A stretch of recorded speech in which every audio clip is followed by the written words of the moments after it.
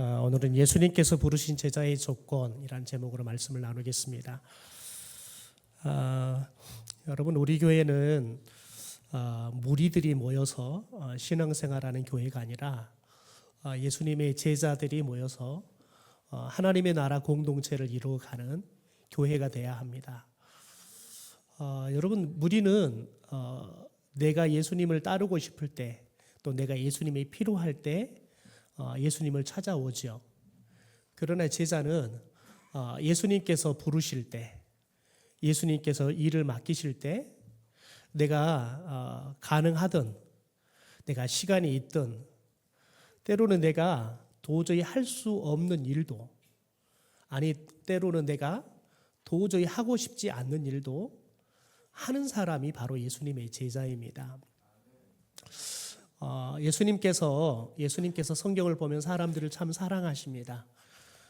그래서 사람들을 대하시는 양상이 크게 두 가지로 나타납니다.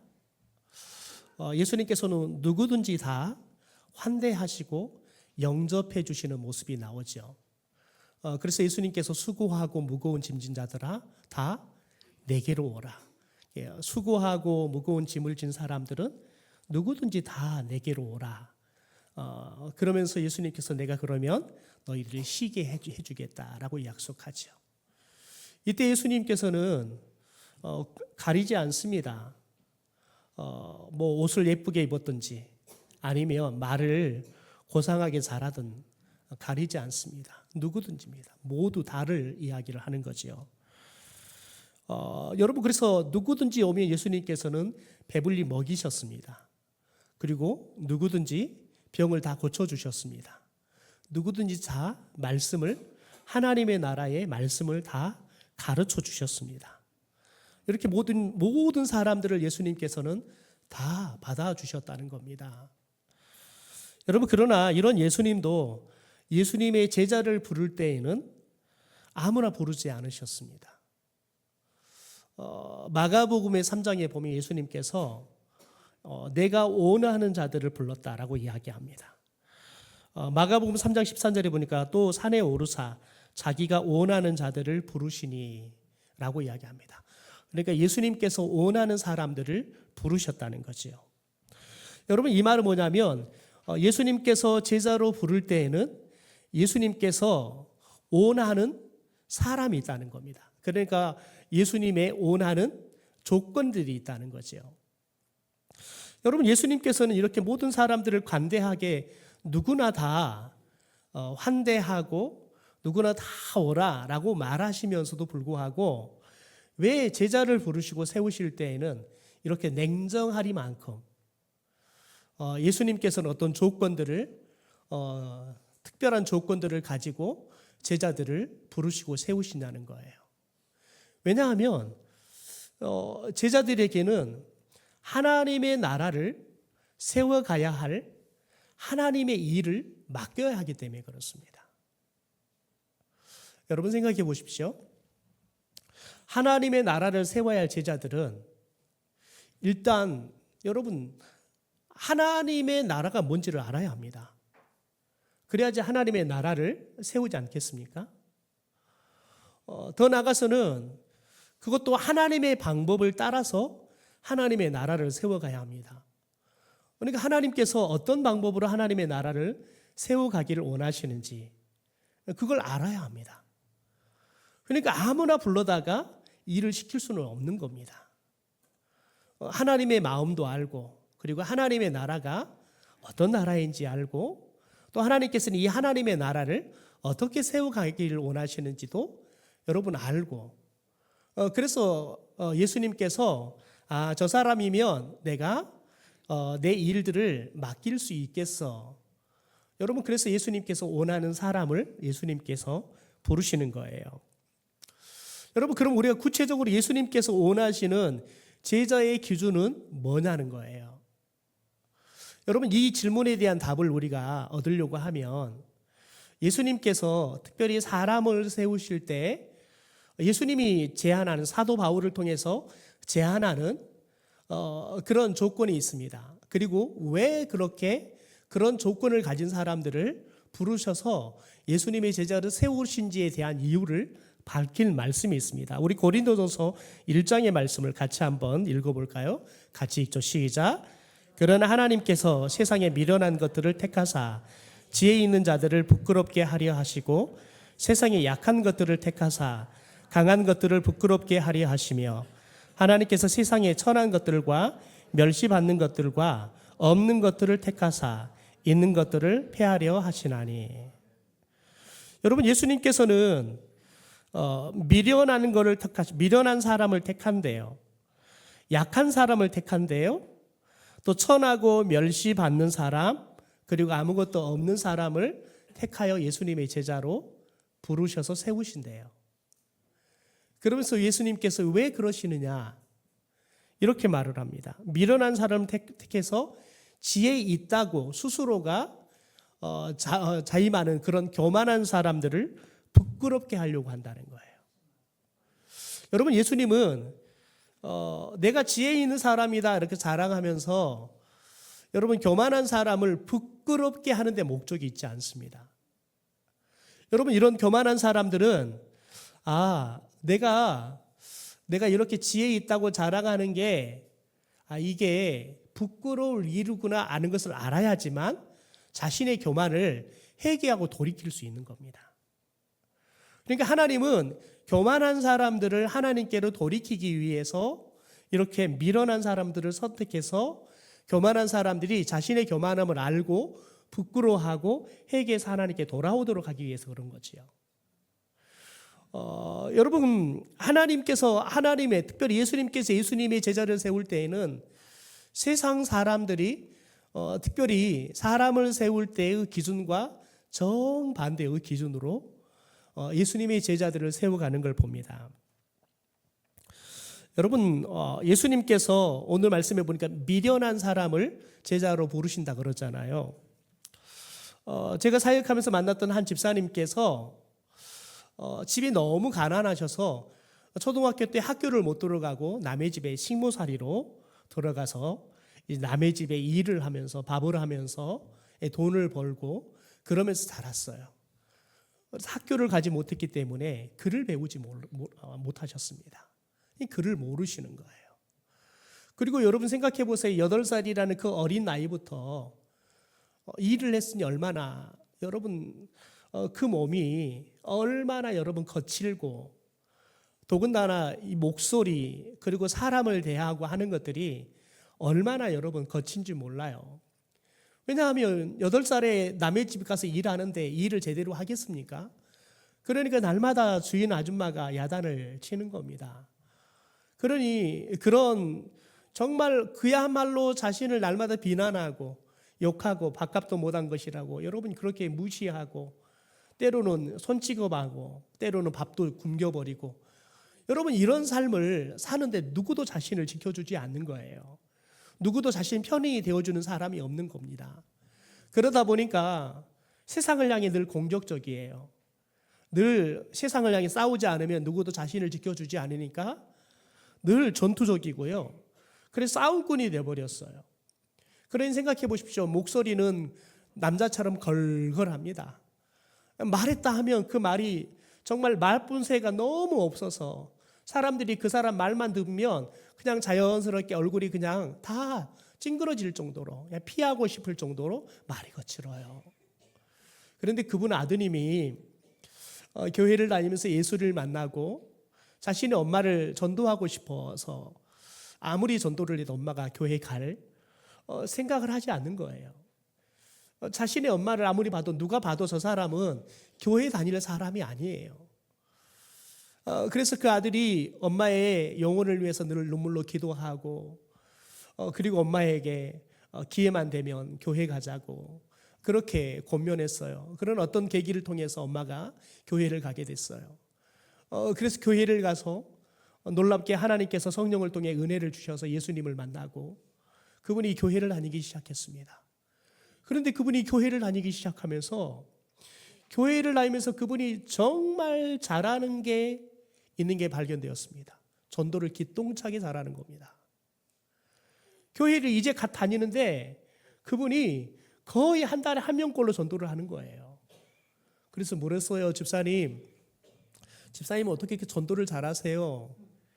그랬더니 그분이 그러는 거예요. 목사님, 예, 무식한 게요, 전도하는데요 큰 무기예요. 그러면서 그러는 거예요. 아니, 제가 전도할 사람들은 저처럼 좀 무식한 사람들이 많아요. 그래서 제가 가가지고 야, 교회 가자 그러면 다 그런다는 거예요. 야, 나는 못 배워가지고 글도 잘 모르고, 아예 교회 가면 성경도 보고 해야 되는데 나 교회 못 가. 그러면 집사님이 그런다는 거예요. 야, 그래도 너는 까막눈은 아니지 않냐. 나는 까막눈이어갖고 글도 못 읽어. 근데 나는 이렇게 교회 다니고 집사도 돼가지고 이렇게 멀쩡하게 교회 다니는데 니는 글도 읽으면서 뭐 교회를 못 간다 그러냐. 핑계 대지 말고 따라와. 그러면 그 말이 설득이 돼 따라온다는 거예요.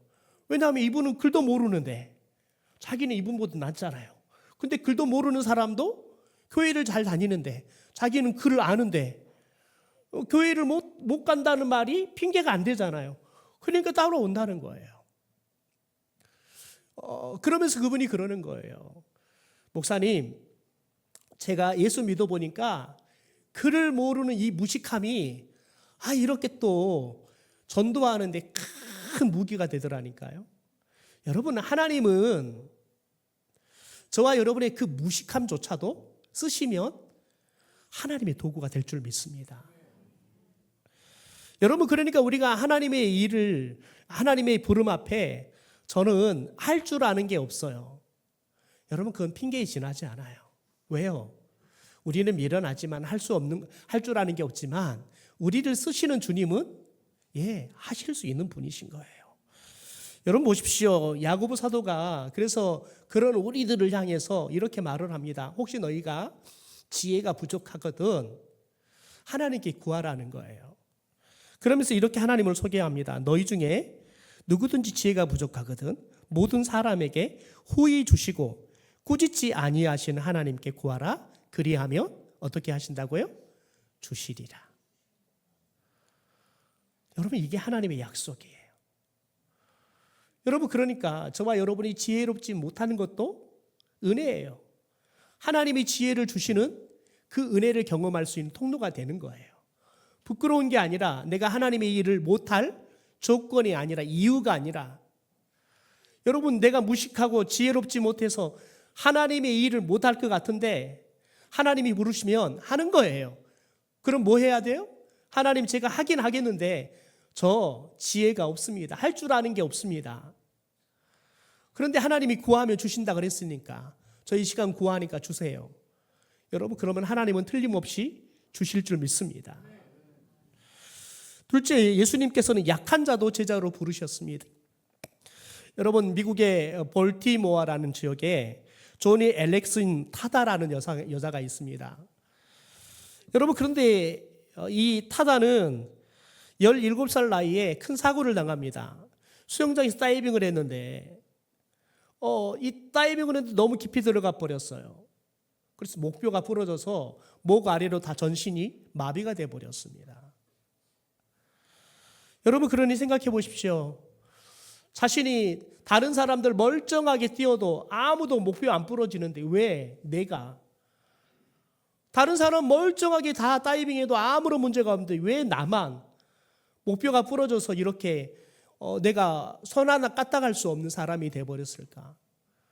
하나님을 정말 원망했습니다. 그리고 재활을 하는데 이 재활한 기간들이 너무 길고, 그리고 아무리 열심히 해도 좋아지지 않는 거죠. 그러니까 깊은 우울증이 옵니다.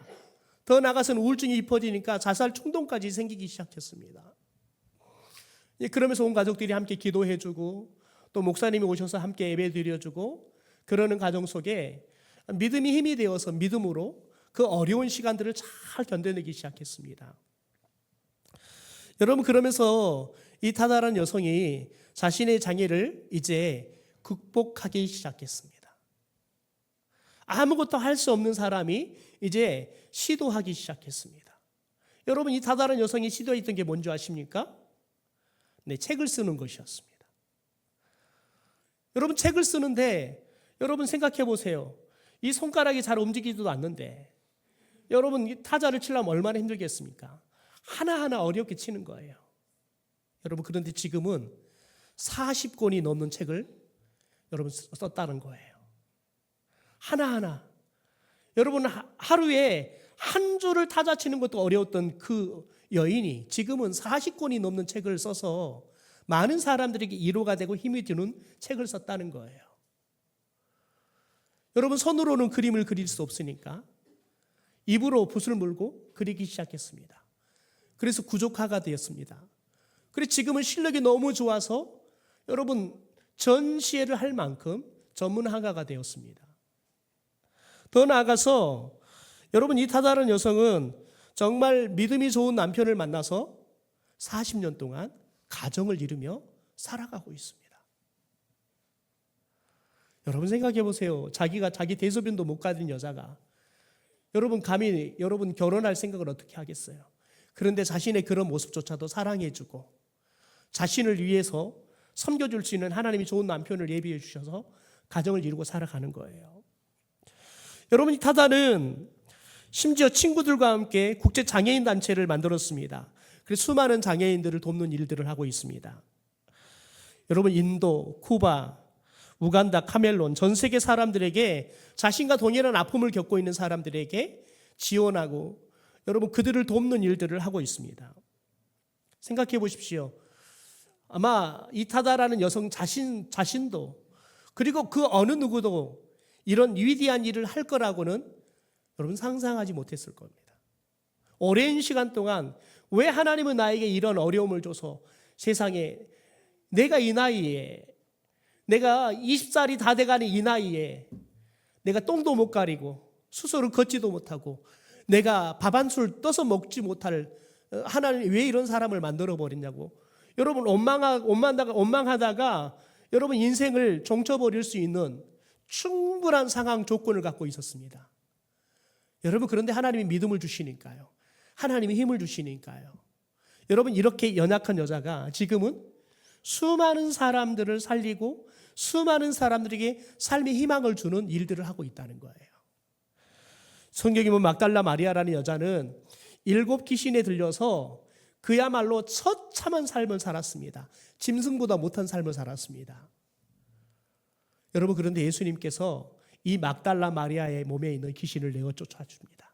그리고는 여러분 이 막달라 마리아가 예수님을 섬기는 예수님이 십자가에 못 박혀 죽으러 가는 그 자리에 제자들은 다 도망갔지만 예수님을 지키는 여러분 신실한 예수님의 일꾼으로 동역자로 쓰임받는 것을 봅니다. 여러분 약한 것은 전혀 문제가 되지 않습니다. 왜요?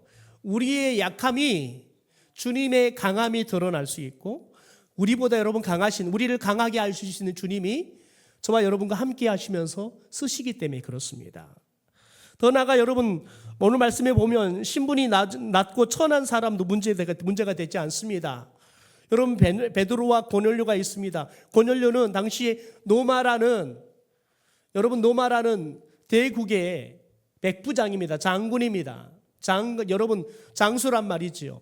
여러분 그런데 베드로는 그냥 갈릴리 바닷가 평범한 어부예요.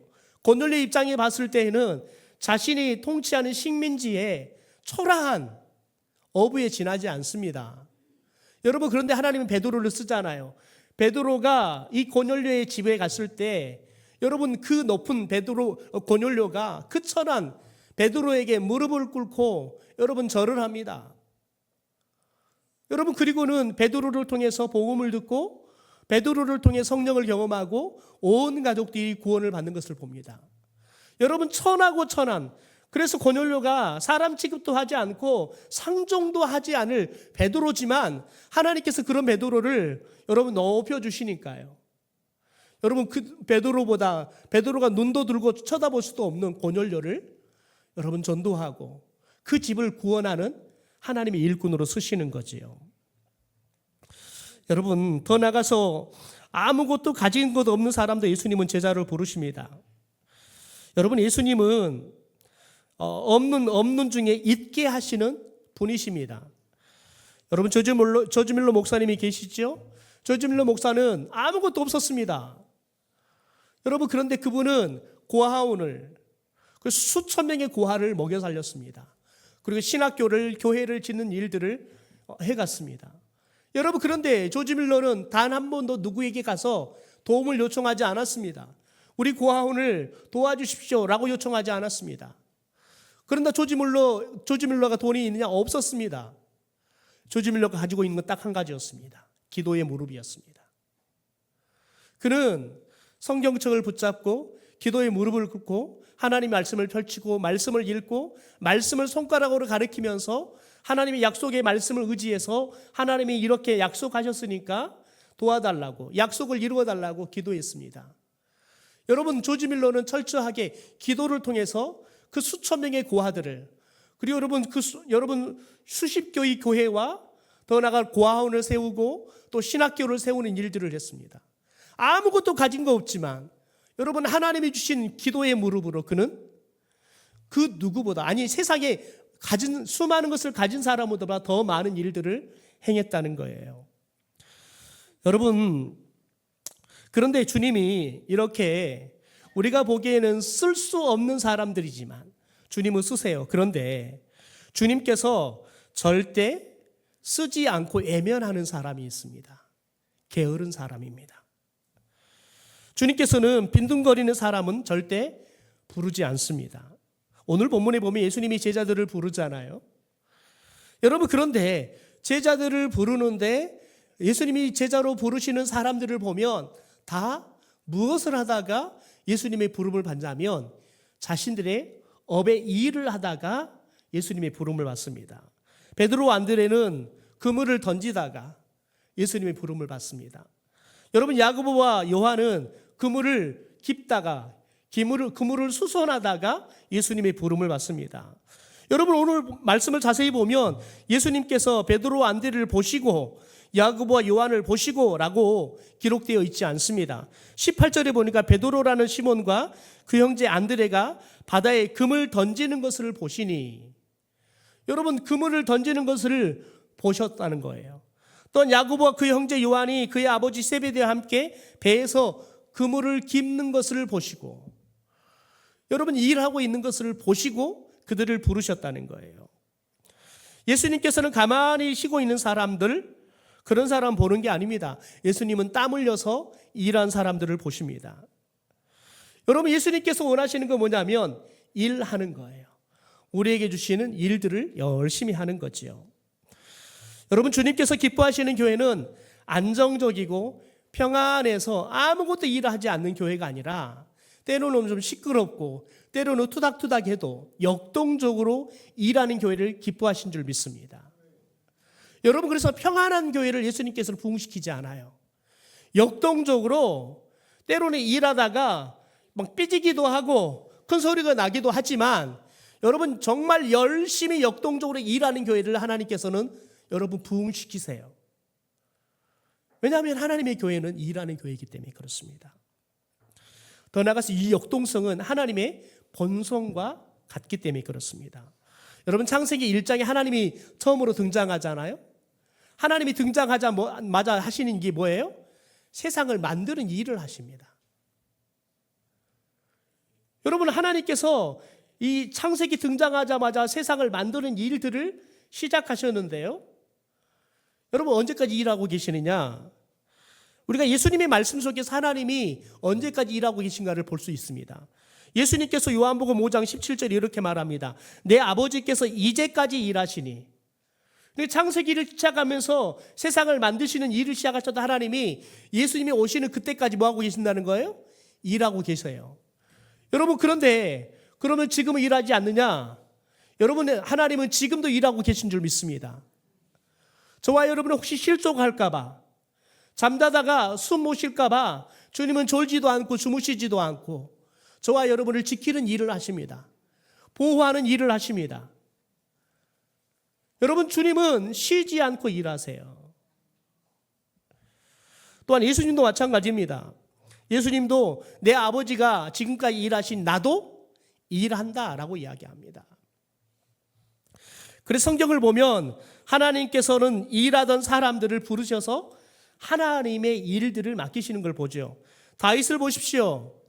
여러분, 그가 목동일 때 형들은 다 아버지가 불러서 이스라엘의 왕으로 세울 후보인지 여러분 선을 보는데 다 갑니다. 그런데 여러분 그걸 보면 다윗 입장에서는 자존심 상하지 않겠어요? 기분 나쁘지 않겠어요? 그런데 여러분 다윗은 기분과 상관없이 그는 맡겨진 양들을 돌보는 일들을 합니다. 여러분 맹수가 덮쳐봐도 보통의 여러분 사꾼 목자들은 내 살겠다고 양들을 버리고 도망갑니다. 그런데 여러분 어린 다윗은 맹수와 맞서 싸웁니다. 그리고 자신에게 맡겨진 양을 지킵니다. 여러분 골리앗과 싸우러 나갈 때도 보십시오. 사울왕이 여러분 다윗을 불러요. 그리고는 사울왕이 뭐라고 말하냐면 야, 너 골리앗과 싸움이 안 된다. 말립니다. 여러분 그런 다윗이 뭐라는 거 보십시오. 사무엘상 17장입니다. 사울이 다윗에게 이르되 내가 가서 저 블레셋 사람과 싸울 수 없으리니 너는 소년이요 그는 어려서부터 용사임이니라. 다윗이 사울에게 말하되 주의 종이 아버지의 양을 지킬 때에 사자나 곰이 와서 양떼에서 새끼를 물어가면 내가 따라가서 그것을 치고 그 입에서 새끼를 건져내었고 그것이 일어나 나를 해하고자 하면 내가 그 수염을 잡고 그것을 쳐 죽였나이다. 여러분 사울왕이 얼마만큼 어리석은 사람이냐면 보세요. 너가 이 블레셋 사람이 골리앗과 싸울 수 없대요. 그러면서 이렇게 말을 합니다. 골리앗을 이렇게 말하죠. 어려서부터 용사했다는 거예요. 여러분 골리앗은 어려서부터 뭐 했다는 거예요? 싸웠다는 거예요. 여러분 골리앗은 어려서부터 싸운데 사울은 다윗이 어려서부터 못 싸워요? 여러분 핑계거리를 찾으면 너는 어려서 못 싸워 라고 이야기한다니까요. 그러면서 뭐라고 말하면 골리앗은 어려서부터 싸워서 싸움에 이골이 난 사람, 싸움의 전문가, 그러니까 너 싸움이 대상이 안 돼 라고 이야기한단 말이에요. 여러분 골리앗은 어려서 싸웠다니까요. 그런데 너는 어리니까 안 된대요. 여러분 사람은 핑계를 대려고 시작하면 끝도 없어요. 한도 없어요. 이유 같지 않는 이유를 이야기해요. 여러분 그런데 보세요. 다윗은 왕의 명령이지만 왕이 여러분 다윗에게 유익한 이야기를 하는 거예요. 여러분 다윗을 살릴 수 있는 이야기를 하는 거예요. 그런데 여러분 다윗은 하나님의 이름이 모욕당하는 것을 참을 수가 없는 거예요. 그러니까 싸우러 가는 거예요. 하나님의 이름 모욕당하는 그것 때문에 싸우러 가는 거예요. 누구를 위해서요? 하나님을 위해서요. 여러분 다윗은 맡을 양을 버리고 도망하는 무책임하고 빈둥거리는 목자가 아니었습니다. 여러분 이후에 하나님이 맡기신 모든 사명을 그가 얼마나 아름답게 하나님 맡긴 일들을 여겼고 충성을 했는지 시편 16편에 보면 우리는 다윗의 하나님 맡기신 일들에 대해서 어떤 마음으로 임했는지를 볼 수 있습니다. 같이 한번 읽어볼까요? 시작.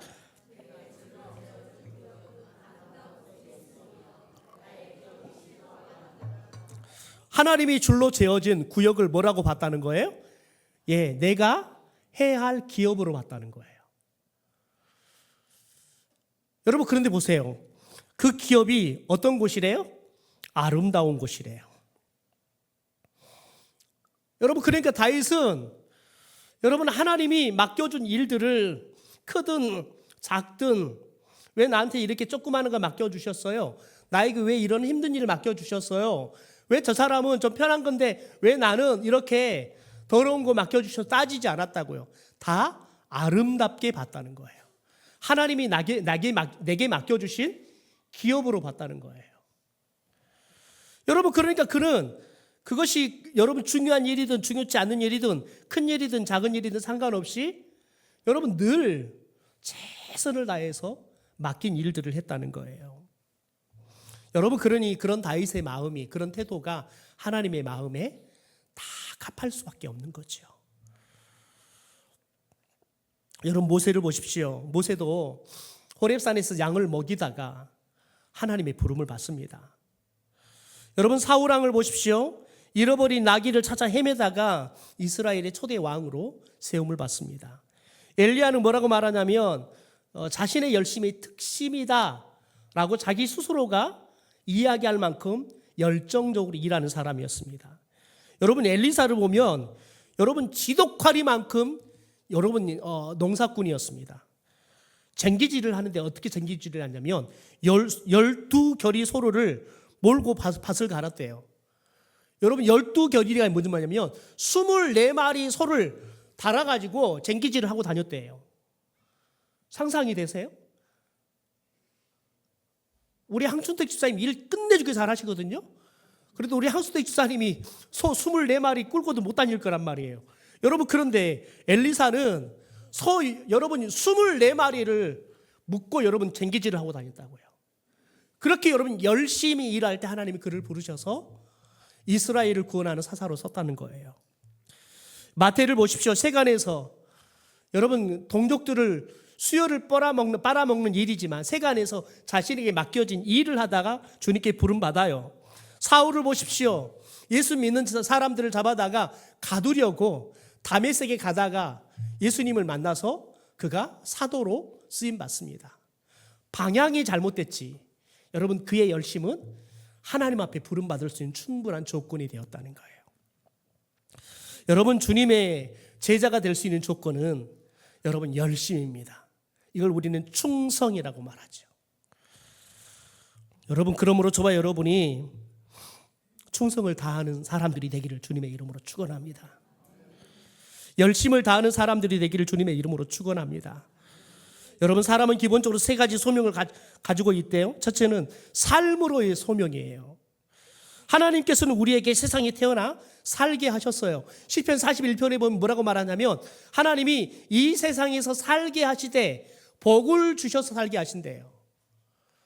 그러니까 하나님께서 우리 가운데 이 세상에 목숨을 줄 때에는 우리가 살아가도록 주셨다는 거예요. 그러니까 여러분 저와 여러분이 우리의 삶을 게을리 살아서는 안 되는 거예요. 부지런히 살아야 하는 거예요. 저와 여러분이 삶이 힘들다고 여러분 삶을 포기하면 안 되는 거예요. 왜요? 주님이 여러분 우리의 삶으로의 주신 삶에 대해서 열심히 살아가라는 소명을 주셨기 때문에 그렇습니다. 두 번째 소명은 믿음으로의 소명이에요. 하나님께서 모든 사람에게 성령 안에서 하나님을 아버지로 여러분 믿고 고백하게 해요. 더 나아가서 예수님을 구주로 입으로 시인해서 구원에 이르게 합니다.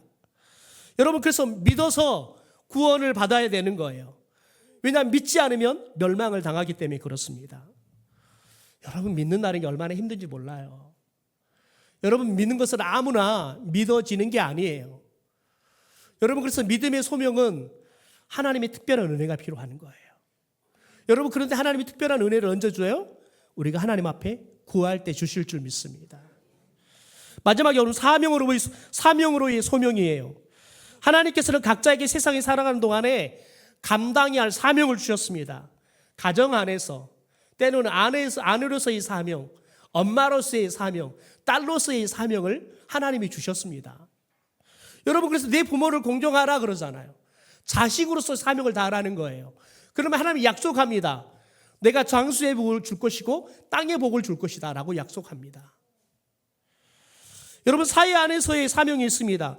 교회 안에서의 사명이 있습니다. 여러분 우리 교회는 당일 작년 정택당일을 하면서 그걸 결정했어요.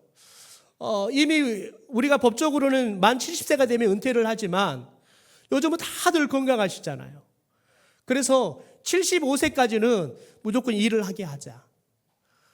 그리고 이 75세가 넘으면 각자가 그래도 나는 일을 더 하고 싶다 그러면 각자의 의견을 존중해서 일을 할 수 있도록 배려하자. 그래서 올해 은퇴하신 우리 강용호 장로님도 항수택 집사님도 다 지금 관리위원회에 다 들어가 있습니다. 여러분 하나님이 우리가 70이 넘어도 75세가 되어도 80이 되어 보세요. 우리 김현수 권사님이나 김갑수 권사님 여러분 80 중반이 됐지만 지금도 찬양대 해요. 여러분 저는 이것 때문에 두 분은 더 건강할 줄 믿습니다. 여러분 사명이 있잖아요. 그러면 죽지 않아요. 제 동기들이 티코를 몰고 정읍을 가다가 고속도로 딱 터널을 지났는데 비가 온 거예요. 그래서 티코가 떼굴 굴러갔어요. 티코가 달려가야 되는데 티코가 미끄러지니까 떼굴 굴러갔어요. 그리고는 가드레일에 간신히 끼어가지고 멈췄어요. 차가 적어서 자칫 그 친구들의 말에 의하면 가드레일 사이로 뚫고 떨어질 뻔했대요. 그래서 너희들이 정신 없긴 없구나. 아무리 티코가 적어도 가드레일 사이를 뚫고 넘어가겠냐. 여러분, 그런데 그 친구들이 와가지고 그 다음날 와가지고 티코는 폐차했습니다. 뭐라고 고백을 하냐면 사명자는 죽지 않는다. 여러분, 그러더니 일주일 동안 정신을 못 차리고 다니더라고요.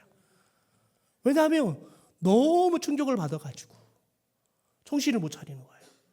여러분, 그런데 그 말이 저희 동기들한테 얼마나 중요한 메시지가 된지 모릅니다. 여러분, 우리가 사명을 붙잡고 있으면 여러분, 하나님은 그 사명을 감당하도록 건강을 주실 겁니다. 여러분, 하나님의 일은 이 땅에서만 상급이 있는 게 아니라 하나님의 나라의 상급도 있는 거예요. 여러분, 그런데 우리는 이 땅에서 일은 여러분 우리들이 열심히 하지요. 그런데 여러분, 이 땅에서도 상급이 있고 하나님의 나라에서도 상급이 있는 수지 맞는 일들에 우리는 열심을 안 내려고 해요. 저는 성도들이 좀 지혜롭기를 소망합니다. 진짜 수지 맞는 일에 여러분의 인생을 거십시오. 하나님은 여러분의 인생이 하나님의 일에 여러분 사명자로 일할 때 하나님은 여러분에게 그 사명을 감당할 수 있도록 건강도 주시고 은혜도 주시고 축복도 주실 줄 믿습니다. 여러분, 예수님께서는 게으르지 않고 충성된 사람에게 이렇게 말을 합니다. 여러분, 특별히 우리들이 마태복음 25장 23절 말씀을 좀 봤으면 좋겠는데 좀 뒤로 넘어갈까요? 이렇게 이야기합니다. 같이 읽죠. 시작. 자라에서도 착하고 충성된 종아, 내가 작은 일에 충성하였음에 내가 많은 것을 내게 맡기리니 내 주인의 즐거움에 참여하리라. 이 말을 들으면 여러분이 오해할 수 있죠. 충성했더니 조그만 일 했더니 충성을 다했더니 주님이 더 많은 일을 맡겨버리네. 그러면 곤란하지. 여러분, 이 말은 일에 대한 이야기라면 곤란하다고 생각해요. 여러분, 하나님은 우리가 맡은 만큼 일의 양만큼 하나님 우리에게 축복을 주신다는 거예요. 상급을 주신다는 거예요. 여러분, 그러나 여러분, 일하지 않는 무익한 종은 이렇게 이야기합니다. 이 무익한 종을 바깥 어두운 데로 내쫓으라. 거기서 슬피 울며 이를 갈리라. 여러분, 예수님은